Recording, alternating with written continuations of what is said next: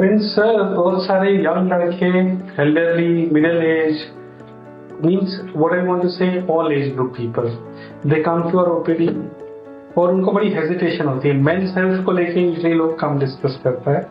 The common problem is कि sir मेरा penis straight नहीं है, मेरे पेनिस में बेंड है, जो कि बेंड आता जा रहा है और बेंड बढ़ता चला जा रहा है।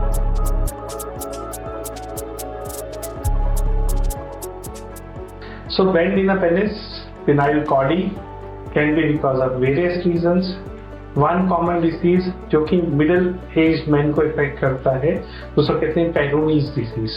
पेरोनीज डिसीज में उनको एक प्लाक फील होना शुरू होता है, कड़ापन होना शुरू होता है और जहाँ पे भी कड़ापन है उसके अपोजिट साइड पे पेनिस बेंड होता चला जाता है और वो प्रोग्रेसिवली बेंड होता चला जाता है कुछ समय तक। तो ये सब देखिए कुछ नॉर्मल बेंड्स ऑफ पेनिस होते हैं जो जन्म से होते हैं और 10-50 degree of bend of penis से कोई प्रॉब्लम सेक्स में या किसी प्रॉब्लम में नहीं आती।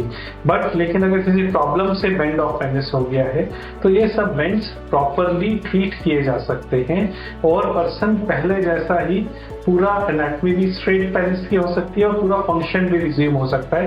ऐसे पेनिस स्ट्रेट होकर नॉर्मल सेक्स भी कर सकते हैं, नॉर्मल यूरिन भी पास कर सकते हैं। So bending of penis is a urological complaint जिसके लिए आपको अपने यूरोलॉजिस्ट से आके डिस्कस और प्रॉपर ट्रीटमेंट लेना चाहिए। Thank you.